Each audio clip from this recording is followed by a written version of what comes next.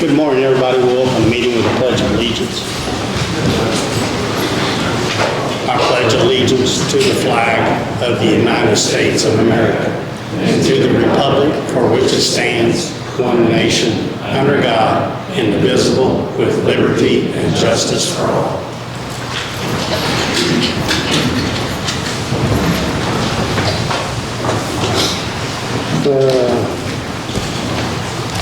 Hey, Justin, can you come up?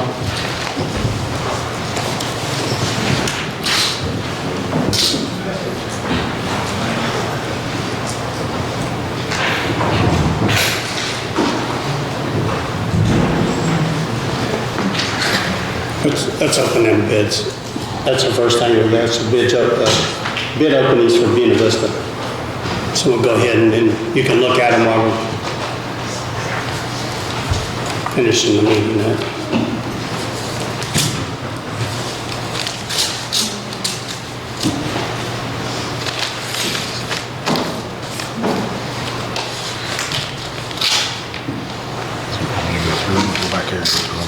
Back area, so just announce who it is. And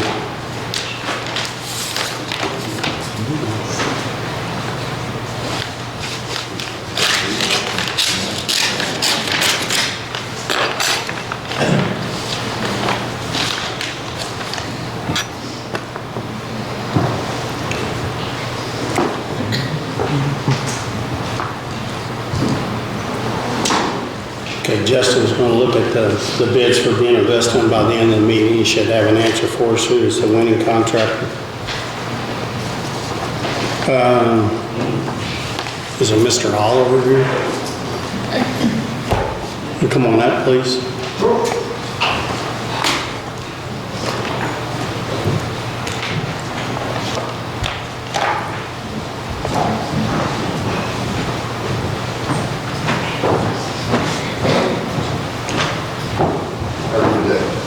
Well, you. Awesome. Fantastic. Just to the mic here and present what you got. Yep. So hi folks, my name is Jerry Oliver. I'm with Cintas First Aid and Safety. Basically, I took over the territory here this month. So we have a lot of our presence in the areas with our fire products, fire extinguishers, mats, rugs. One thing I noticed was the number of current customers that we have.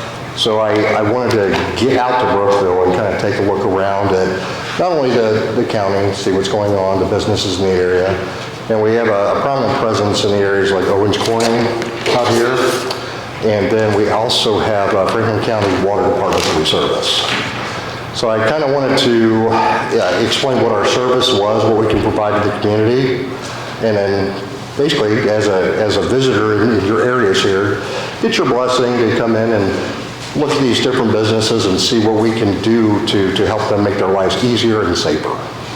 So I have some handouts you may have already. Do we have those? Yeah, we have. And then I've got some for also the sheriff and other areas. We've done some great work in Hamilton County, also work in Butler County. And we're a member of the Omnia Group, which gives special pricing to government entities. And we can also pass that savings along to the public. So what we focus on here is first aid, safety, life-saving products, AEDs, eye wash stations. So our focus in the community is to save lives and save sight. So I started a focus in the area here. I wanted to try and hit areas where people were meeting in groups. So I'm hitting churches and visiting with them. I had a great meeting with First Baptist down the street where we found that they didn't have a presence in AED. So we're giving them a trauma bag that they can put in the van and an AED. And I'm also visiting some automotive areas where we may not have eye wash service and making sure that we keep the public safe and help hit those OSHA standards to make sure we're compliant with those businesses. So one thing that I wanted to focus on here was the cabinet. So we've got our first aid cabinet, which has all the OSHA and ANSI required products. So that makes sure that we're up to date and up to standard should there be a business here that has an injury. I'm sure we all have friends, family, loved ones that may work in these areas.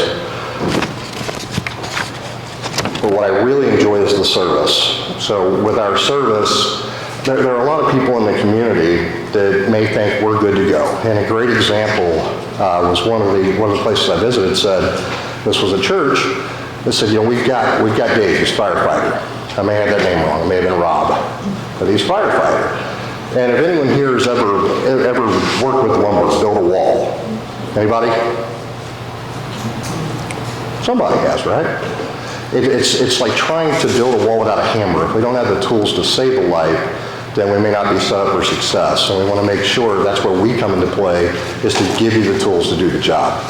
So with the first aid cabinet, you have tourniquets, foil blankets, all of these things that make it to where if you have that first responder that is in your community, happens to be a church that day, or even yourselves, you have the ability, whether it's a business or a community, to help save a life, along with AEDs. So if we go into the next page where we have AEDs, the Zoll 3 is the catalyst of AEDs. So I visited some locations. I actually just joined the VFW down the street. Pretty excited about that. A good example, I believe he said, he may have been incorrect, that the township provided that. When I inspected this unit, the unfortunate thing is that the pads are expired.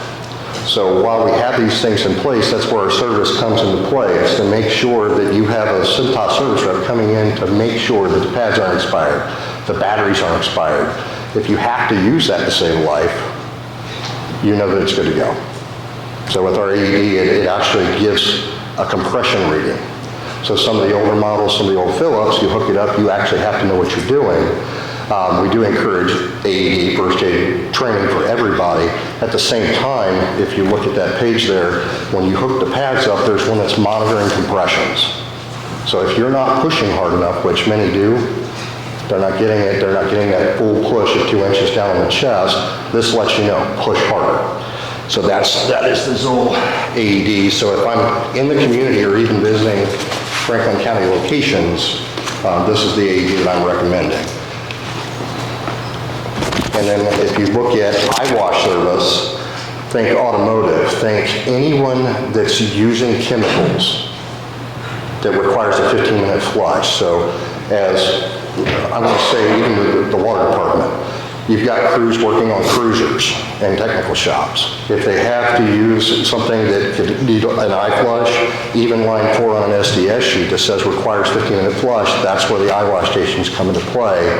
And I think that's one of the biggest opportunities besides life-saving devices and AEDs and OSHA-compliant first aid cabinets would also be eyewash stations.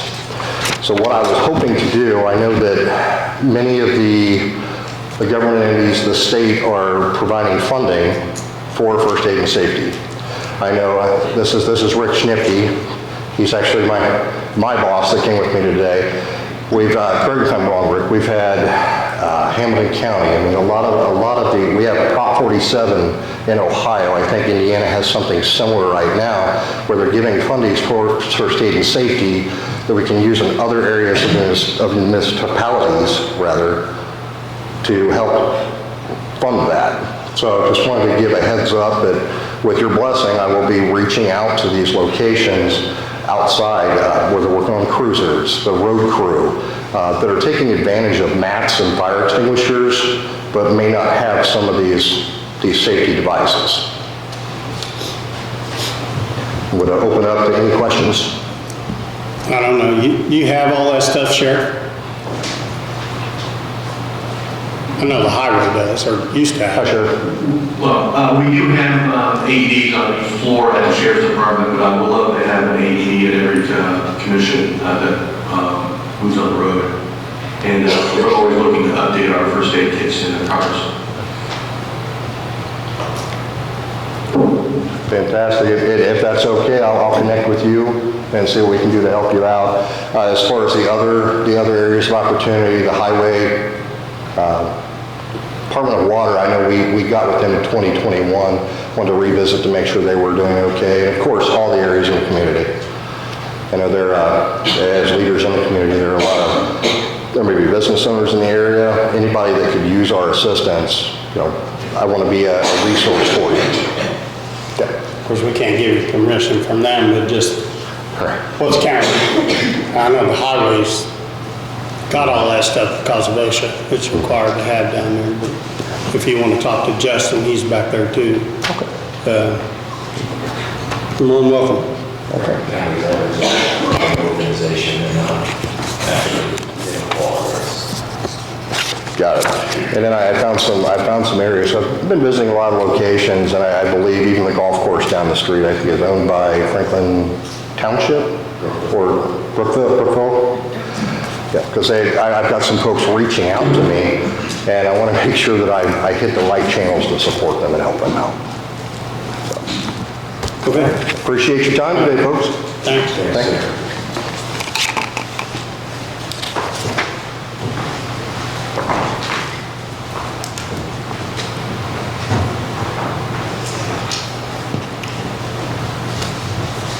We have a moratorium request for Springfield and Whitewater Townships.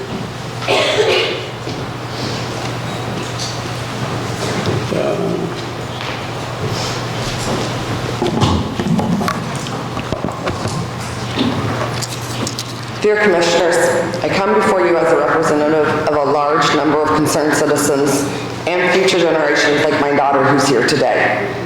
Your constituents respectfully request that Franklin County Commissioners consider enacting a moratorium on the approved and development of commercial solar projects within our county. This moratorium is necessary to ensure thorough research, community protection, and informed decision-making. Some reasons we are making this request today. Project transparency.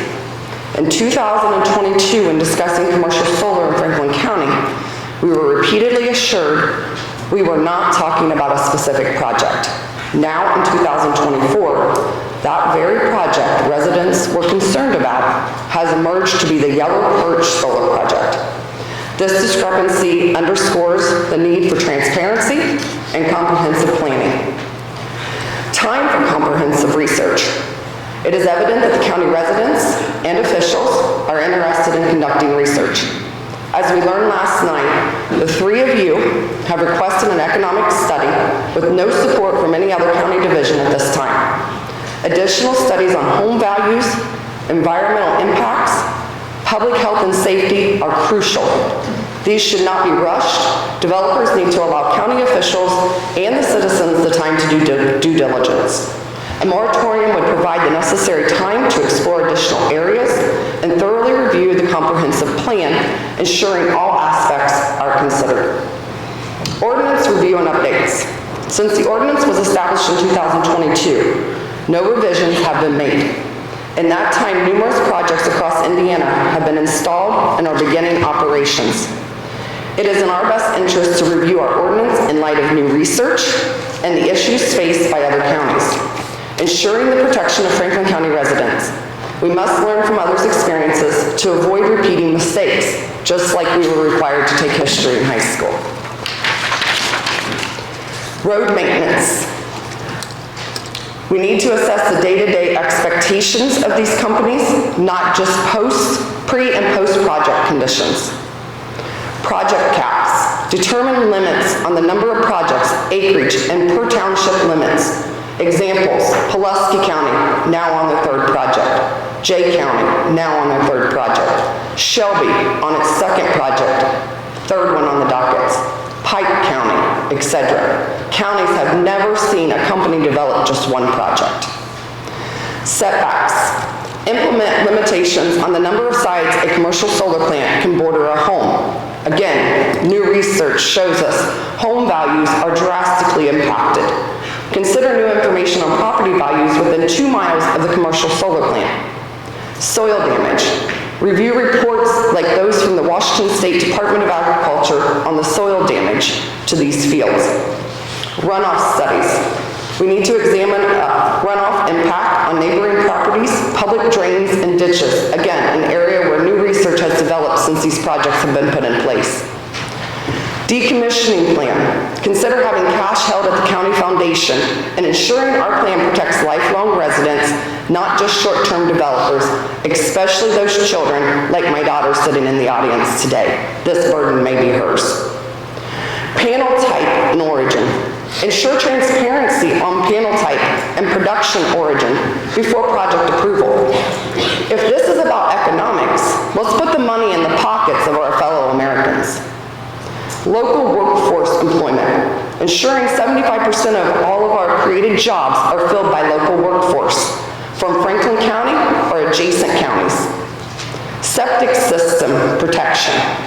Protect current resident septic systems, as these areas are all private septic. Developer accountability. Require developers to provide information on the buyer-operator of this project. Currently, we are dealing with a developer, not the owner, not the person who will be around to fulfill what we're asking. Avoid legal contingency. We need to review the lawsuits filed against other counties to avoid potential legal issues. Increased legal fees for the county and its residents would result in budget cuts for everyone, potentially having a local economic impact. We hope that is part of this study. Several counties have recently enacted moratoriums demonstrating a prudent approach to managing commercial solar projects. Those counties include Grant, Boone, Wabash, Whitley, Fayette, Rush, Ripley, Fulton, Shelby. Many of those are our neighboring counties, indicating there's an issue that has arisen from approving that first project. A moratorium allows county officials and residents to collaborate with other counties, conduct thorough research, and ensure well-informed decisions that promote county prosperity and protect our residents. Enacting a moratorium will ensure that Franklin County makes informed, deliberate decisions that safeguard our community's interests and future. We need to maintain control over this development. Many of the people supporting this request are generational residents. Please show them the respect and value to their devotion to our community by prioritizing their needs over those of an outside developer. With limited understanding of our community, our values, our traditions, and most of all, our heritage. As the saying goes, don't rush the process. Good things take time. If this project is truly beneficial, its proponents should be willing to delay installation for a year to allow for proper planning and consideration. This would also demonstrate respect for the community that we all call home. Thank you.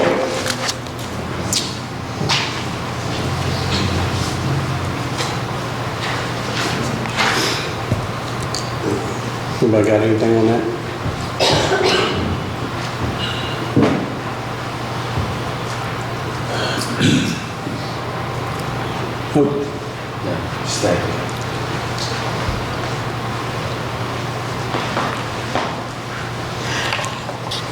Good morning. I'm Connie Rosenberger, resident of Banff Township. I just really have two questions. The first one, given that the $40,000 review was agreed upon at the last meeting, and after learning that there are some strings attached to that money, i.e. you have to approve the economic development agreement and a tax abatement, my question to you is this a survey that you or our county initiated, or is this a survey that the solar company has initiated as part of their procedure to get their economic development plan in place? Who initiated the survey? I believe Gen X. Gen X, the solar company, so it is part of their process. Yeah. Okay, my second question then, I want to know, this leads me to a burning question. Have you, as the commissioners elected by your constituents, either committed to the economic development plan or already have signed the economic development plan? Made a commitment or have already entered into an agreement? No. You mean Gen X? With any solar company in Franklin County? Yeah, no. No.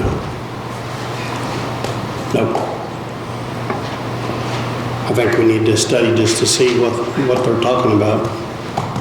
Okay, I would ask respectfully that you consider the moratorium and vote upon that today if possible. And that does include Bath Township as well. It was omitted on your agenda. Thank you. I think we need to at least wait till the next meeting, but I wanted our attorney to advise us what our role is for sure before we actually do anything. And I took down the counties that you said and enacted other moratoriums. I'll take a look at those. The other thing I just wanted to clarify, at the last meeting, the agreement for this study is an agreement between the county and that individual. Any future reimbursement will go directly to the county to reimburse, but the actual study itself is done for the county only. But it was initiated by the solar company. I'm not sure who it was initiated by. Yeah. But Yeah. It wasn't by the ministers. Is there any concern that the county may not be reimbursed for that money as the letter states with the conditions? Because to the public, that letter looks like if you do not do what they want, they will not be giving you your money back because you're fronting the money. No, I mean, all we was told it was we would get the $40,000 back. But did you read the letter? And did the attorney read the letter to state that you will get your money back if you do not enter into a tax abatement with them? No, And give a go-ahead on the project. the study, they'll have to pay for the study no matter what, I think. Because we don't have control over, we don't have control of abatements. That's county council. Then again, I feel like this letter needs to be read by you guys again and the attorney to ensure that, because again, we the taxpayers right now are fronting the money with no guarantee that that's going to come back to us. Unless you sign. And at least one legal opinion is telling us that's the fact, so please review that letter. We will, in our next meeting, we'll talk about it again. I got a question. Why would you give them a tax abatement? Oh, that's, You did get a bragging one. no, that's not up to us. It'd be up to county council on abatements. Really? Yeah, You guys are making all the decisions on it. not on abatements. That's on, Why would you give it sold? Well, I think that's some concern because county council was addressed in that letter and tax abatement was talked about in that letter. However, last night when we appeared before the county council, they were very clear to say they had not, their hands are not on this at all. So for you guys to enter into an agreement that references them and also references a tax abatement seems like there's a disconnect somewhere. we'll have Gary review that letter. We'll have an answer for you. Thank you. At the next meeting, you said that'll be on the agenda? Yeah, we'll put it on there. Thanks. Thank you. Thank you. Missy, you here?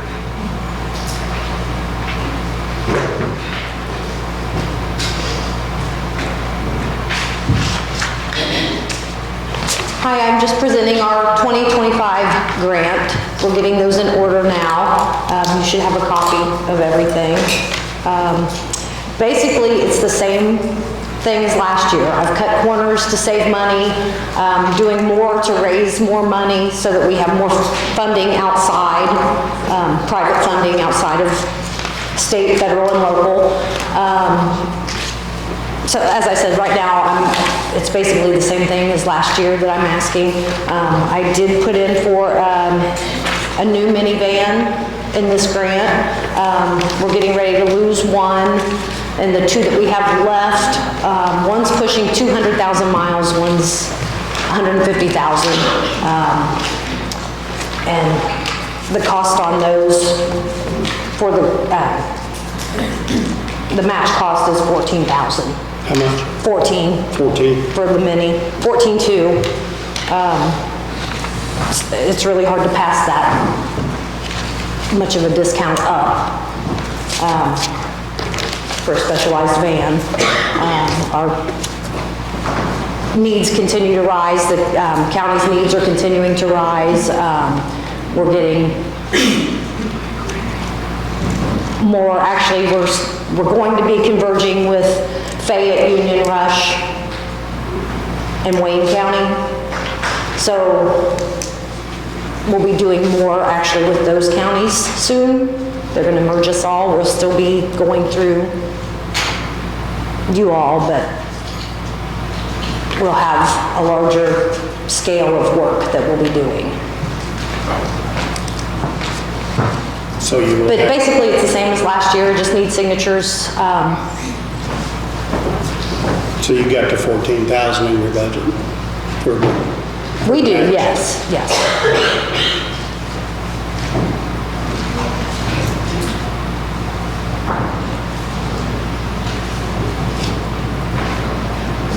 Okay, anybody got questions for Missy? There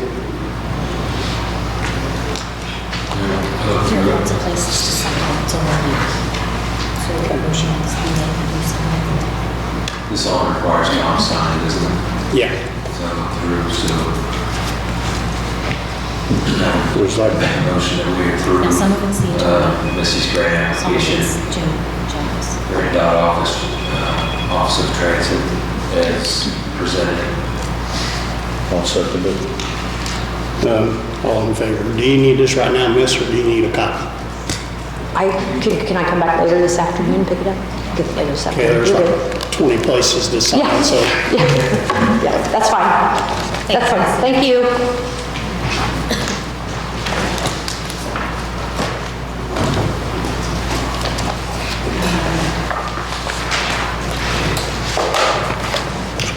Caitlin? Yeah. The first thing, I'll send the office and stuff to sign, but I just was hoping if the state NDOT building needed to get a new permit since it got destroyed by the tornado, that they could have their fees waived.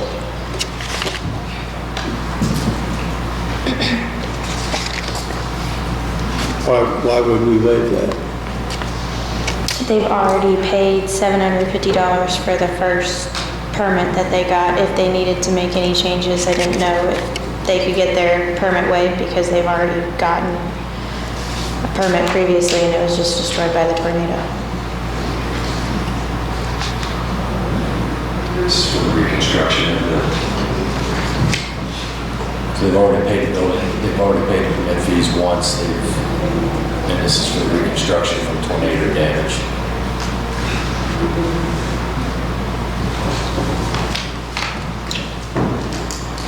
What say you guys?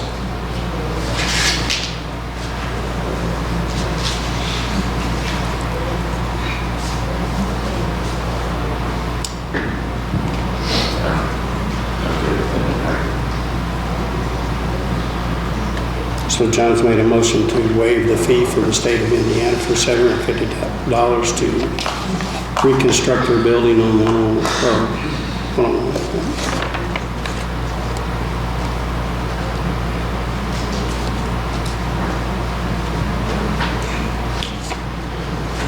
Yes, I'll second the motion. Jerry seconded it. I'm gonna vote no, so motion carries 2-1.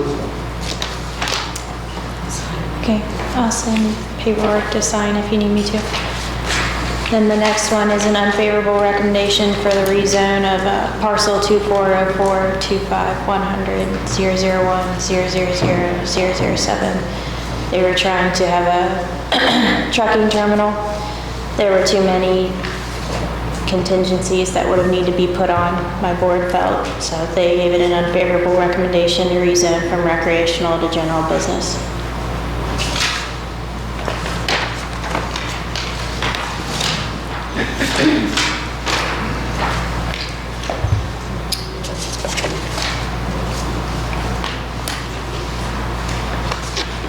Okay, APC has sent us an unfavorable recommendation for a rezone on this trucking terminal. Like, it's very small though, isn't it?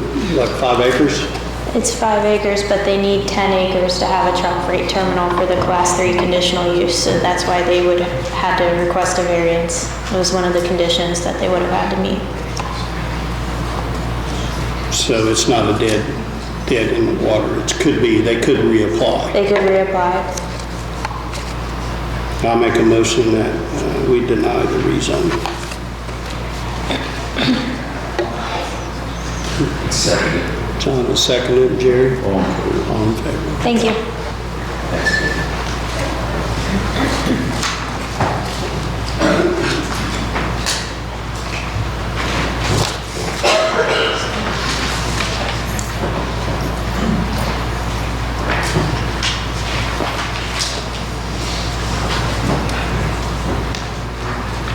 Are you ready, John? To hear? Yeah.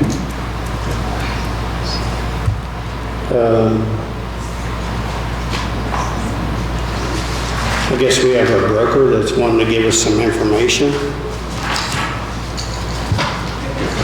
USI Services.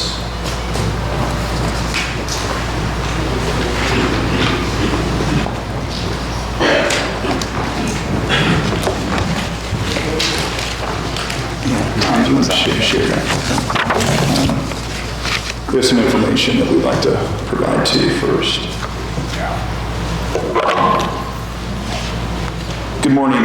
My name is Steve Wimben, employee benefits consultant with USI. My colleague, introduce yourself. Yeah, Tom Schweistal here with USI as well. Thank you for the opportunity to present to the three of you this morning. I'll kind of give you the why of what brought us here. Through our research, so we've talked to over 20 counties around the state over the last couple of years, and through our research, it had come to our attention that there had been some significant cost challenges within the benefits plan. And in researching through some of the notes, provided an opportunity for us to come and share with you what we're doing with employers around the state, as well as other counties, to drive savings and value to not only your constituents, but also the employees and the family members that are depending upon the benefits. For most employers that we talk to, both in the public and private sector, employee benefits tend to be one of the largest line items within the budget. So it's critical to find areas of innovation and strategy that can drive those costs down without creating disruption and providing the best possible coverage for your family members and employees that are dependent upon this. Before we move into this, I wanted to ask, is there an opportunity for us to be able to ask a couple of questions that would help maybe give us a little bit better line of sight and hopefully provide the best experience for you in terms of what we're about to share? I think so. We've got the answers. I just wanted to be respectful of the time. Great. Okay. Our understanding is that MedBen is your third-party administrator. Vintegra is your pharmacy benefits manager. We wanted to know which network you're currently using that MedBen as the TPA is utilizing. We don't have a network. We're reference-based policy. Okay. How long have you been under a reference-based program? Years. Okay. Long time. All right. And then in terms of a clinic, do you guys have a near site clinic or a network of clinics that you're currently utilizing? Yes. Okay. Who are the clinics ran through? Tri-Health mostly. Tri-Health. Okay. And then, how often are you receiving your medical and pharmacy claims data? At least monthly. At least monthly? Okay. Is there anything that you're currently able to do with that data that will help with forward risk mitigation in terms of population health, clinicians that you're able to work with, Is there any, aside from seeing where the checks have been written, is there anything that you're being provided that can help mitigate risk moving forward? Yes. Okay. All right, good. Are there any specific examples of things that you found valuable with that data so far? No, not really. Okay, all right. Any other questions you have? Okay, I'll move forward. We've provided a packet for you.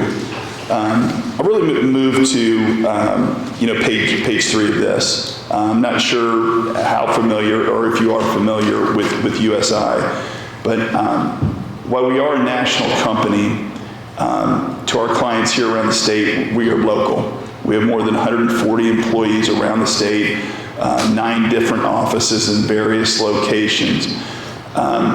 We have over 3,300 self-funded clients, many of which are under a reference-based pricing model, such as what you have today. What does that mean to a county like Franklin? It means that we hold an extreme amount of market leverage because we are the leading middle market broker in the United States of self-funded business. And what's a middle market broker? It's an employer your size of 100 to maybe 1,500 employees that are out there. That means we have the highest level relationships with carriers all over the U.S. and any that would be serving within the state of Indiana, and gives us the market leverage to not only to negotiate the best possible contracts for the county, but also limit disruption and put you in the best possible situation to save money. I'll move over to the 4th page in terms of what we do. This is a holistic view of all the services that we offer, from underwriting and analytics. We have over 100 in-house underwriters and financial analysts, many of which have come from carriers, the top carriers around the U.S. Our goal is to support regulatory compliance and contain costs, and make sure that if you knew that an audit was coming tomorrow, that you could sleep easy knowing that you're going to be in complete compliance. Population health. This is extremely important. 50% of all catastrophic claims that come today, where the big ones are going to be within your plan, it's going to be cancers, it's going to be leukemias, it's going to be diabetes, chronic heart conditions. Those are the big ones that hit the plans extremely hard. You need to be able to get out in front of those. 50% of all those claims that happen today did not have a primary care relationship or a primary care visit within the previous 12 months. You need an effective population health team that can drive physician engagement to make sure that they're identifying conditions early and often. Over 11% of the population is diabetic today. There are hundreds of thousands of more that don't even realize that they're either in a diabetic state or they're in a pre-diabetic state. Between diabetes and chronic heart health, that's going to triple by 2030. So when you look at what your cost challenges are going to be moving forward, it's going to be on how do you mitigate those and how do you mitigate the associated drug spend that's going to come with all of those. HR services. Many counties that we work with don't have large HR teams. That falls somewhere, and those counties and employers need help with HR support. We'll provide that my colleague Tom will share a little bit more. And then ancillary benefits and care intervention in pharmacy.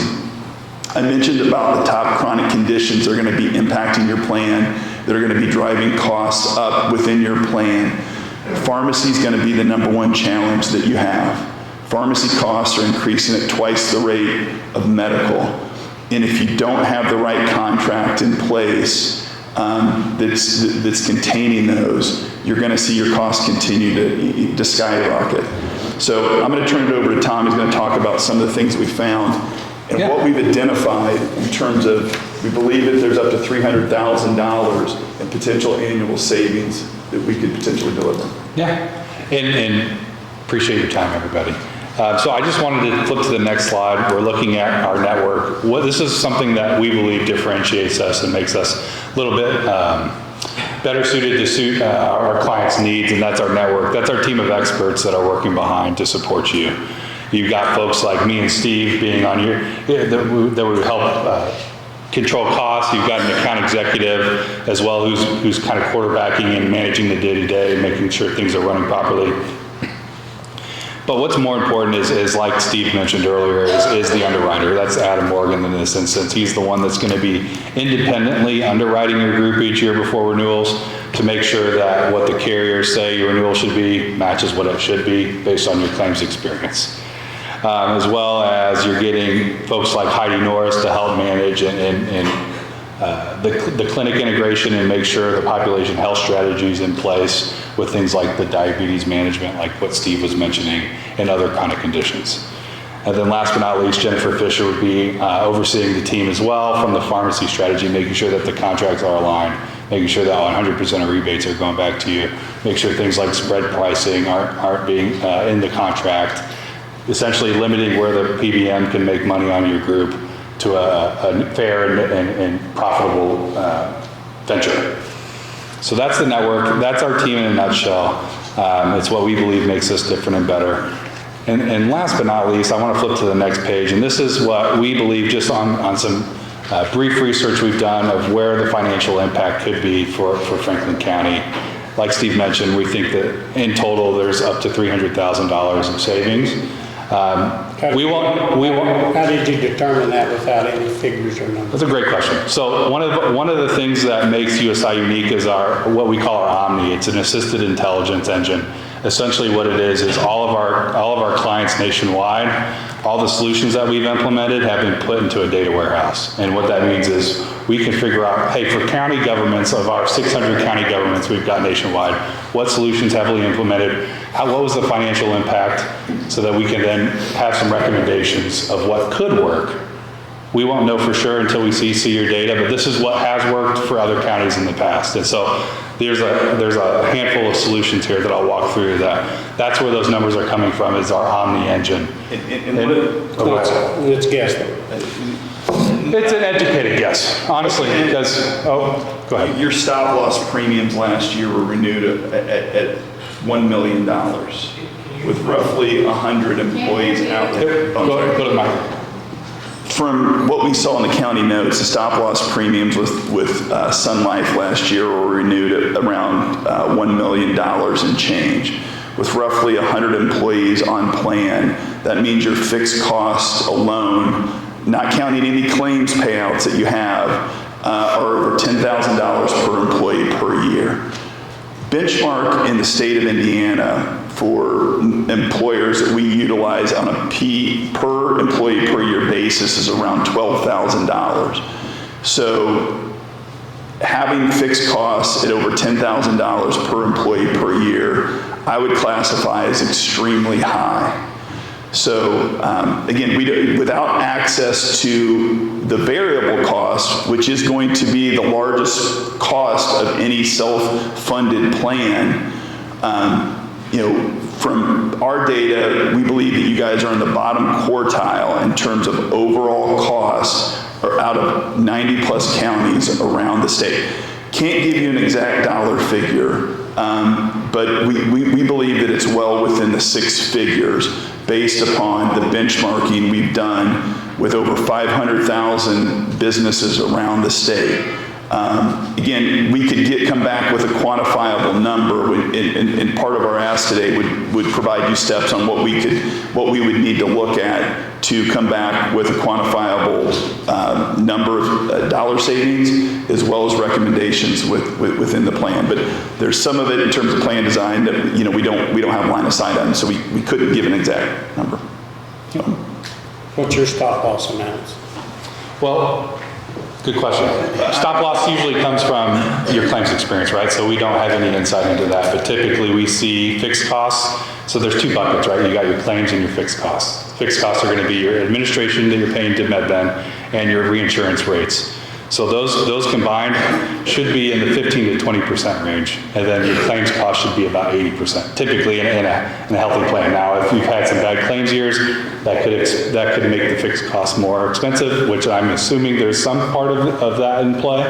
So I would expect to see that in the 3 to 4,000 per employee per year range, if the plan had been running healthfully. So we don't really have a true line of sight into that, though.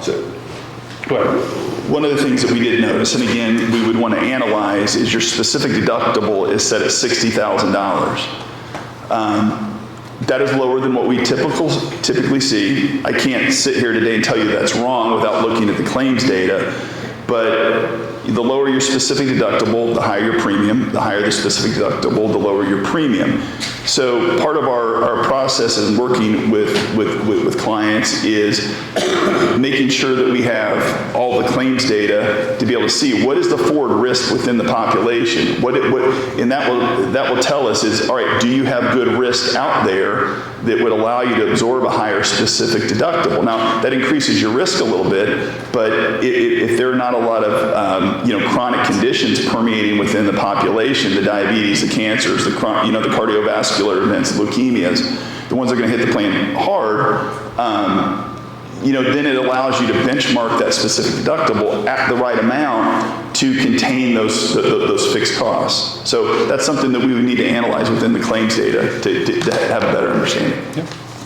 Yeah, we do that every year. You do? Good. How did you guys come to the $60,000 spec limit? Mostly on our stop loss, that's what we could, it makes a difference in their bidding and what they bid on the stop loss carrier at 60,000. And they see you guys skinning the game too. So. Oh, 100%. Yeah, absolutely. I like to say a good rule of thumb is you should have about 1 to 2 spec hits a year. If you're having any less, that means your spec's probably too high. If you're having any more, it means it's a little too low. Do you know about how many spec hits you guys had last year? Not right off the bat. That's fine. I just wanted to, that's usually what we like to see. So back to this Omni analysis. There's about 6 different areas that we could look at of where savings could come from. Now, if we were to be your broker, this isn't something that we would implement all in year one. This would be a strategic 3 to 5 year plan that we'd roll out. But the top 3 areas that we'd want to look at based off your data would be it seems like you guys are reference-based pricing. Is that working well for you all? That's something we look at. We'd also look at the pharmacy contract to make sure that there's no hidden profit areas for the PBM and that you guys are getting as much value out of that as possible. We think there's about $50,000 based off of what we've seen with other counties of opportunity and financial savings there. We get all the reimbursement. Good. Fantastic. You're referring to pharmacy? Yeah, for the rebates. What about bona fide fees? Are there any bona fide fees that you're aware of that you're paying, or does anybody analyze and know if those are within those are, in many pass-through contracts, there's bona fide fees, which are another form of a rebate that goes back into the plan, and those are typically driven by the PBM. The bona fide fees will be things such as where the PBM is paid by the drug manufacturers for marketing, for plan data, and so forth. That's typical language that's embedded in there. I can share a little bit more as, again, the pharmacy portion in there, but that'd be one of the things we'd want to look at is what are other fees, because even at 100% pass-through pricing, there could be other landmines hidden within the contract.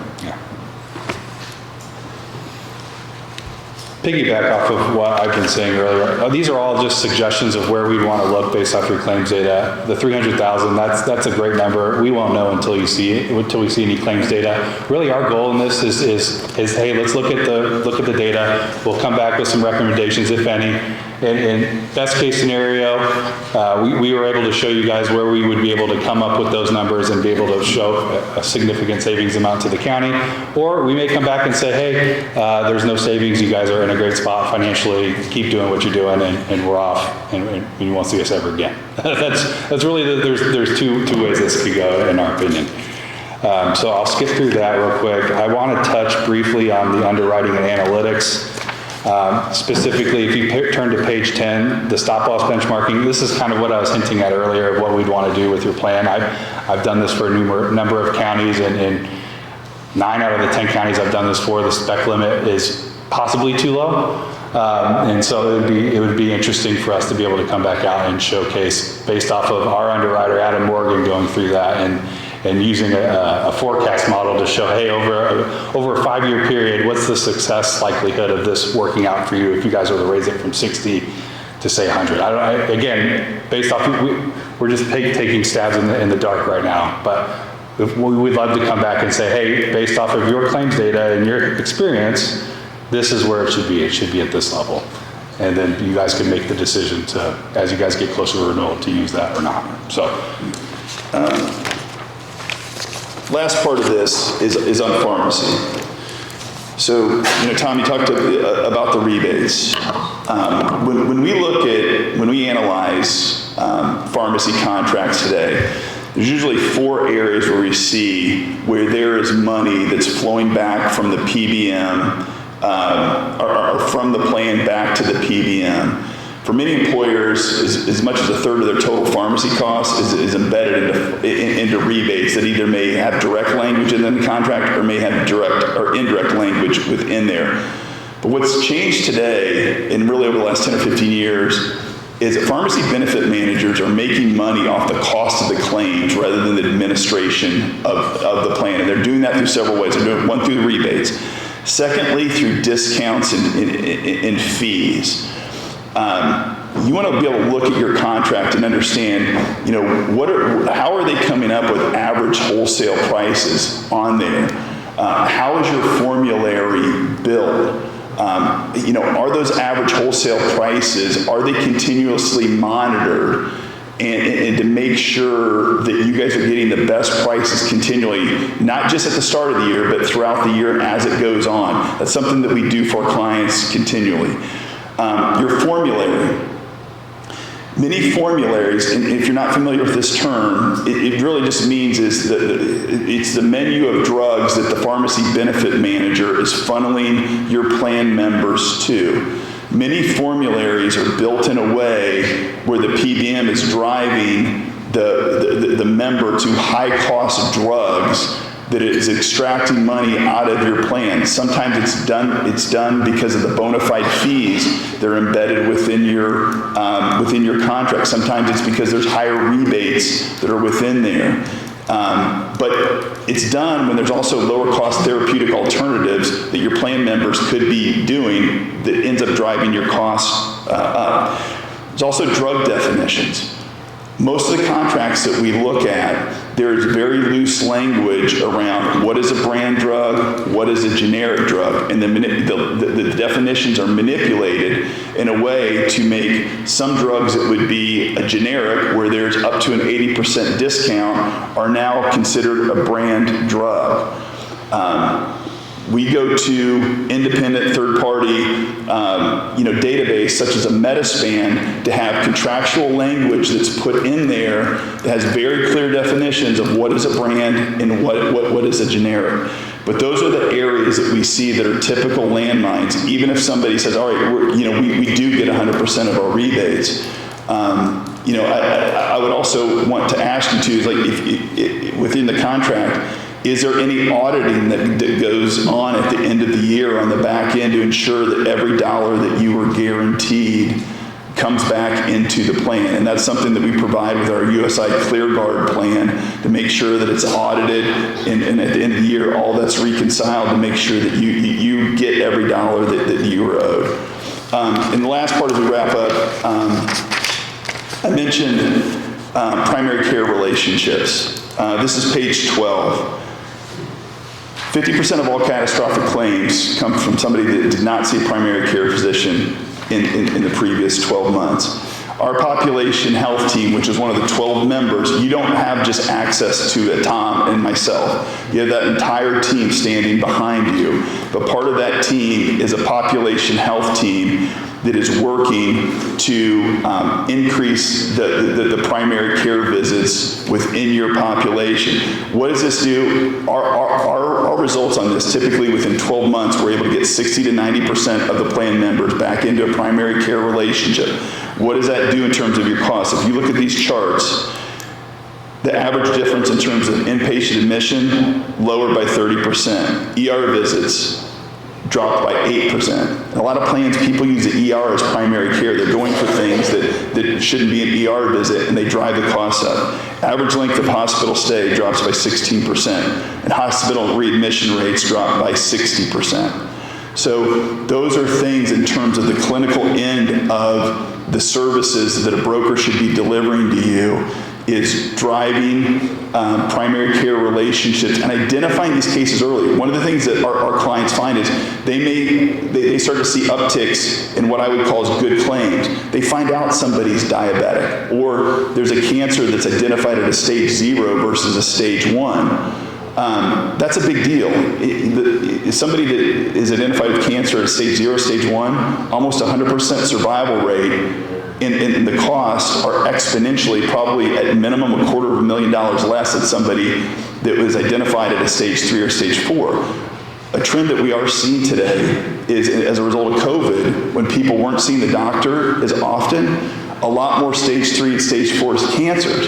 Your survival rate is at stage 3 or stage 4, like 25%, and your costs are $250,000, $500,000 larger than somebody at a stage 0. So that's with this program, the population health program that we put in place.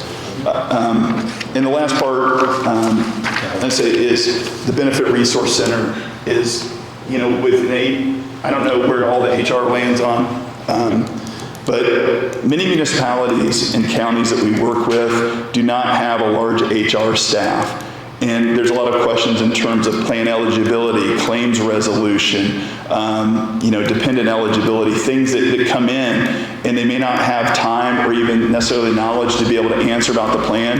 We provide an entire call center of employee benefit consultants that your plan members or family members can call anytime to be able to ask specific questions about the plan, eligibility.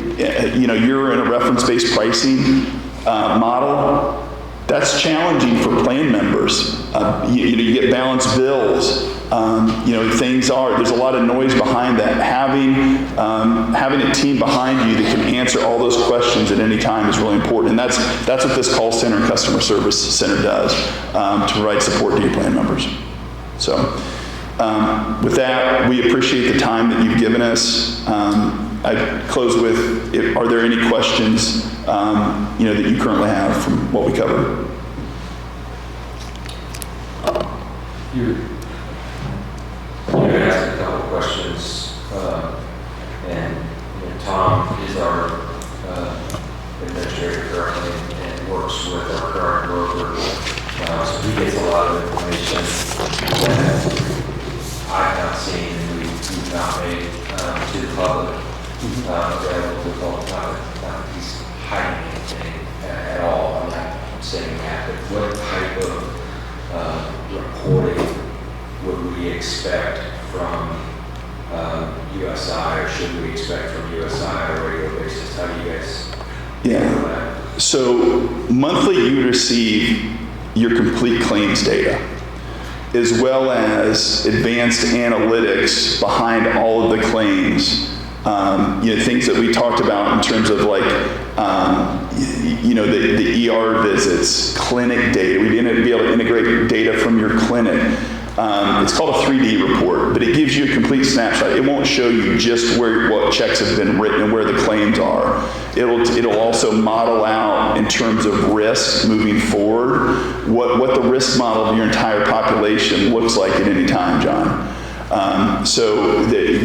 Hospital admission rates, your all of your pharmacy claim, your top drug spend, all of that. And we can provide as a follow-up a sample, a de-identified sample of what that reporting would look like. But the most important part of this is claims data shouldn't just be about where the checks have been written. It should be, how can we utilize this to make strategic decisions, not only with plan design, but also, with clinical diagnosis. What is happening with this patient? Where are there gaps in care? Are there better therapeutic alternatives out there? That's really what population health is about, is using that data to make strategic decisions to lower your costs. You mentioned your pharmacy team, and I've had some employees that have talked to me about changes to our formulary that have happened over the years. How is the formulary managed for your clients? Who makes those changes and how often? Yeah, so part of that will be dictated by the contract that you do have. But what our in-house pharmacists are looking at is, did we set up the right language, or if we're inheriting a contract, can we get the right language in there that makes sure that the formulary is not built in a way that the PBM is going to drive the plan member to a high-cost drug when there's a lower cost out there. So they're monitoring that throughout the year, or as new drugs come out and there's better alternatives out there. But it's really about keeping them off of what drugs would cost them more money and it would cost the county more money within the plan. Some of that's done through the contract, some of it's done through continual monitoring throughout the year, seeing what drugs are being prescribed, within the plan. The big ones that we're seeing are, as we look, Indiana has a high prevalence of diabetes. That's going to be big, chronic heart disease, and then the cancer drugs. And so when a cancer, when a cancer claim hits, you think about it, it's like, what would happen if there was a $2 million gene therapy drug for a cancer patient that hit your plan?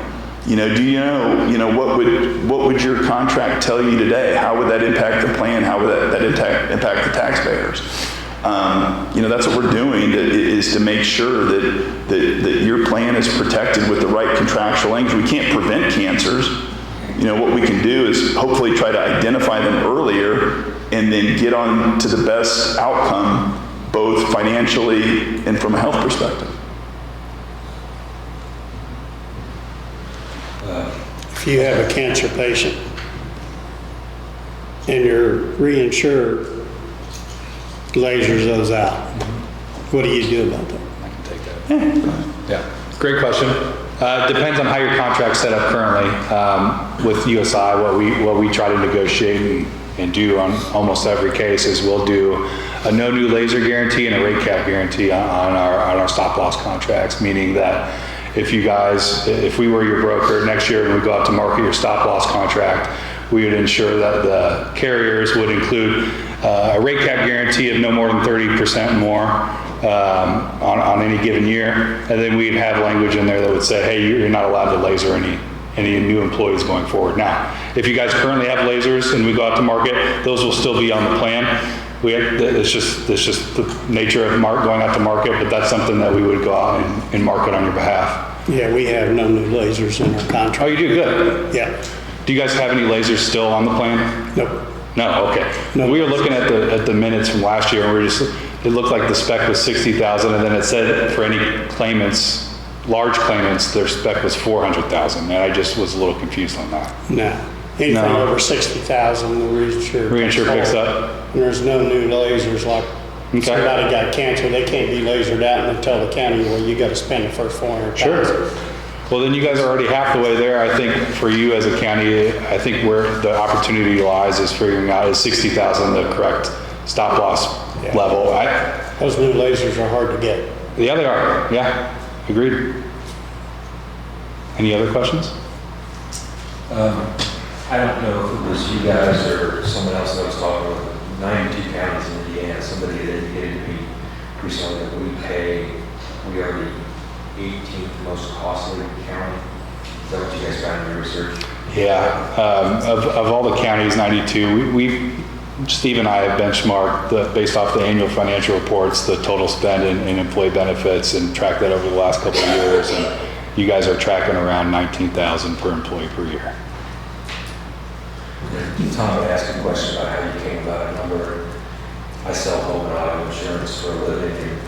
When you walk in to me for a quote, I know who your current carrier is. I know what your deductibles are, what your levels are. I would assume you guys also have similar information about us that is shared between companies. It's how you came about that. Yes and no. A lot of our research was done based on looking at the minutes, like the $1 million for Sun Life, that came from the minutes. And so we know who your stop loss carrier is, we know who your TPA is, we know who your pharmacy benefit manager is. We didn't know until today that you guys were reference-based pricing, so Tom, thanks for answering that. That kind of eliminates some of the areas that we would look at in your plan. I mean, that's on an aggression scale of mitigating costs, that's high up there, so we applaud you guys for doing that. I think based on what we want to know is what's the plan design set up like what are the rates, what are the deductible levels set up, what's the out-of-pocket max. We want to look at how the plan design is currently addressing that, and that's just something we don't have a line of sight into at the moment. So in a perfect world, for us to be able to come back and present recommendations, we would like things like a census, things like looking at the stop loss contract, the pharmacy contract, if we could get raw claims data from medical and pharmacy, and then if you have renewal packets from the last 2 years, that'll allow us to do our internal analysis with Adam Morgan, the underwriter, Jennifer Fisher, the pharmacy consultant, so that we can come back out 2, 3, 4 weeks time, whenever is permissible, and present either recommendations of here's where we can help you, or B is we come back and say, hey, you guys are doing the best that you can. There's nothing that USI can do to help you. That's really the two outcomes that would happen if you were to share your data with us. Either way, you win. Yeah. So if we can help you, we'll tell you. And if we can't find it, we'll tell you that as well. Is that it? That's it for us, unless you got any other questions. Thank you. Next thing, we've got our commissioner meetings from May 1 and May 15. So I'll move that we accept the minutes for the commission meeting that happened on May 1st.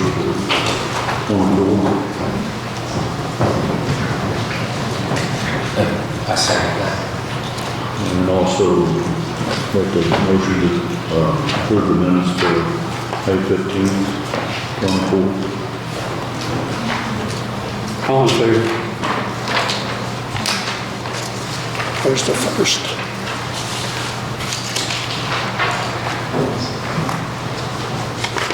There's the 15th.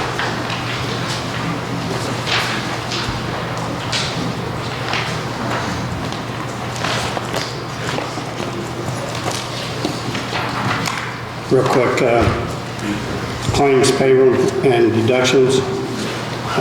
Claims is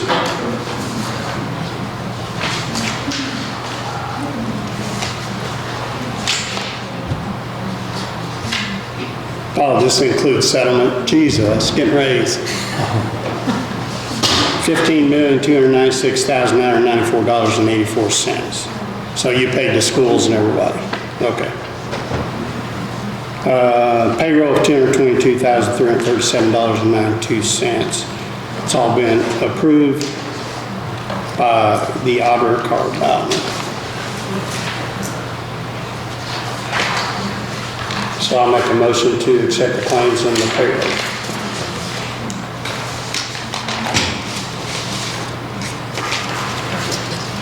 I'll second motion. All in favor? Justin?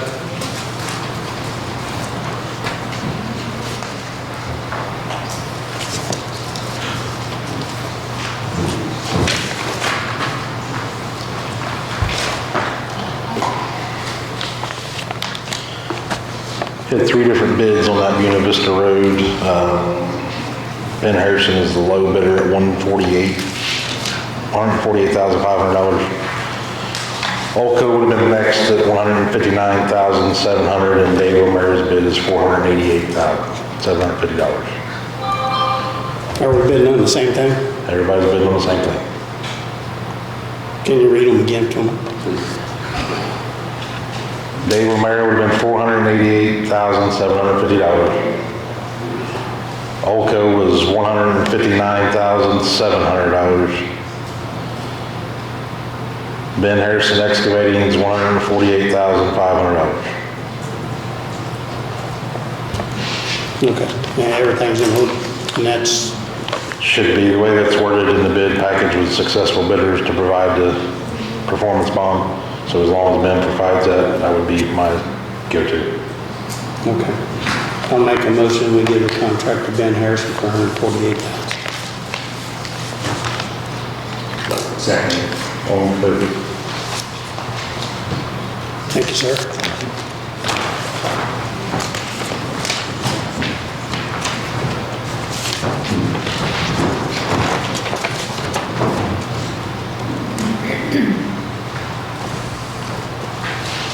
Make sure I said that right.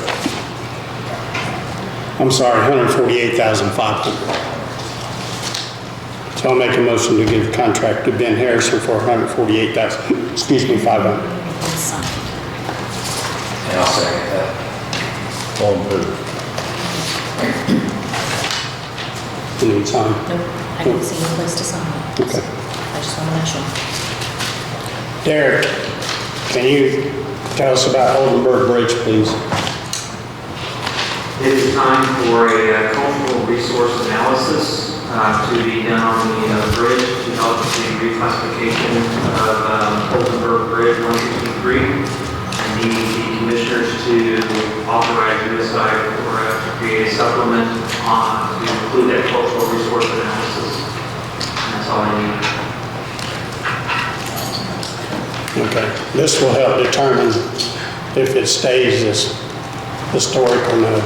That is correct. We are still in the process of trying to get that declassified as a historical bridge so that we can get it replaced to allow the replacement to facilitate some of the flooding that happens down in Oldenburg and to allow them to create their project or finish their project to include sidewalks on the bridge itself. Will this happen in 24 or will it be 25? The cultural resource analysis will happen yet this year. As far as their reclassification, that's up to all the consulting parties, and there are several of those, so I don't know. I don't have a date on that when that will come about. I'm still hopeful for this year. So if it does get reclassified, then we would start with the plans, right? That is correct. If they get reclassified, then we can start with the new design on the bridge and get it replaced. Probably going to be in 29 or 30. Okay. So I'll make a motion that the commissioners sign the letter for USI so they can complete that. I'll second. All in favor? Thank you. Anything else? Yeah, I want to just back up based on the presentation by USI. First of all, Karen Trotter was with RQAW. She had sat in our prior meetings and heard discussion regarding our employee benefits packages and referred USI, gave USI my number. I talked with the gentleman a couple times over the phone, but was not familiar with either one of them prior to today.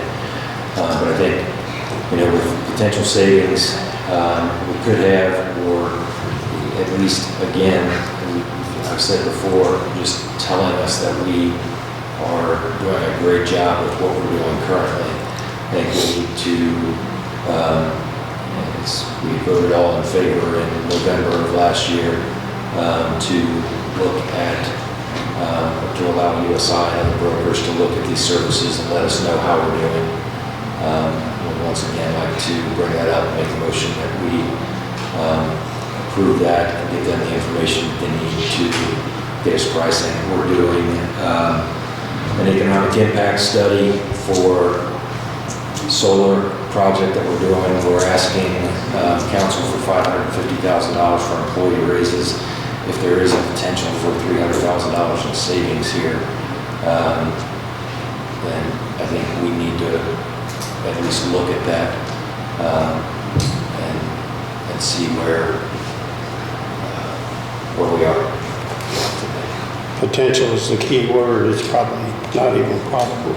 But John's made a motion to bid out the brokers again.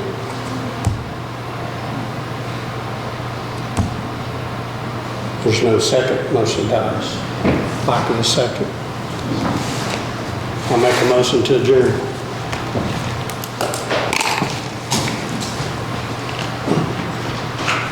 I want to comment on one reason that I deferred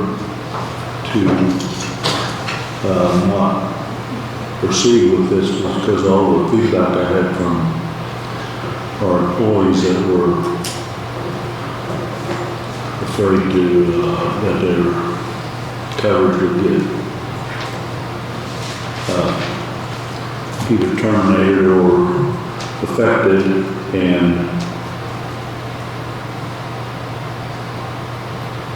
this, our health coverage is one of the main reasons why we have some employees that we do, because they have had they don't get compensated as well as some other people. That was my reason. I absolutely agree with that.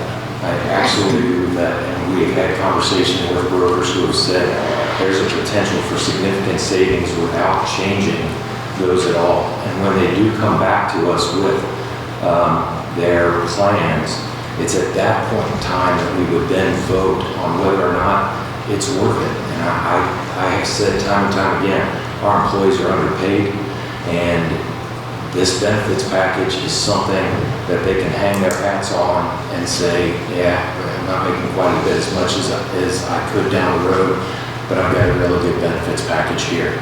I think I don't want to change that. I think what we need to do, though, is look at it and see if we can get the same benefits, or potentially even better, at a better cost to the county. And if we can do that and look at those things and then say, we've done our due diligence and we're going to stay right where we are, or wow, we can do better. That it's at that time that we vote on whether or not we're going to move. All we're doing right now is the impact study. The work, that's what we're looking at, is whether or not we are, in the right place today. We have 92 counties. 25. I'm sorry? We have a contract right now through 25. With the 60-day termination clause in it. Yeah. We can give we can give notice on that, and all we're doing is taking a look at that. And he has the same opportunity to fine tune things and see if there's something that he can change within that could save us some money. But like I said, we're asking for $550,000 from council, and we've got an opportunity to save some. We may have an opportunity to save some money here. And like I said, they said the same thing. They could come back and say, "Okay, damn Tom, you've been doing a great job." And we won't know that until we open this up and let some people take a look at it for us. That's all I'm trying to do here. And it's, like I said, at that point in time, we can vote on whether or not we make a change. I'm inclined to agree with you, but I think before we do that, if you want to open it up to some other firms to come in and hear their spiel too, I'd be open to that. Yeah, and that's what, with making this motion, we would just simply be opening it for them to come in and show us what they can do and get the employee census to provide us with the information, the cost information. And we do that the same way we do, everything else. We have Garrett put together, what we need to request those from everybody. We open that door and, go from there.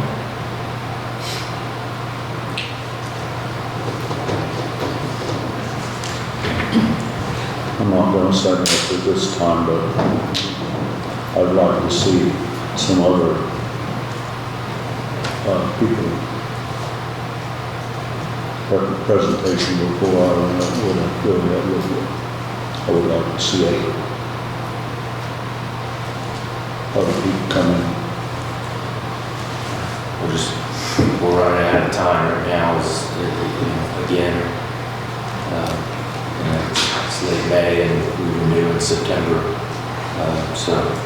I will look for some others to come in and present what they have and can offer as well. Derek, is there, one question I meant to ask both of you, is USI, this is a coincidence, right? There's no relationship between USI, insurance services, and you guys, is there? No correlation at all. I didn't think so. Thank you. So are you putting it out for bid, or are you just having people come in and guesstimate? I want to open it to bid, you know, I want to open it to bid, and I don't want anybody to guesstimate, you know. I mean, that's what happened today. They came in and did a presentation for us. Guesstimate. So are you saying, is that what you're making a motion to do then? My motion was to open it to bid, you know, so that USI and other brokers can bid our current services.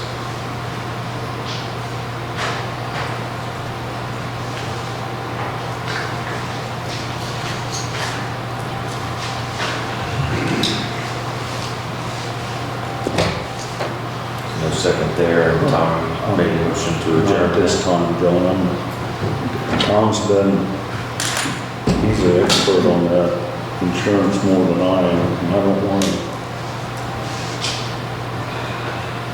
I mean, I know you're an insurance man too. I just, and, you know, my customers, you know, come in and get quotes all the time. You know, people go out, they get quotes for services. Sometimes I win, sometimes I lose. My customer is always, you know, the better for it. You know, I don't understand why we would not look at where we are. So, with that.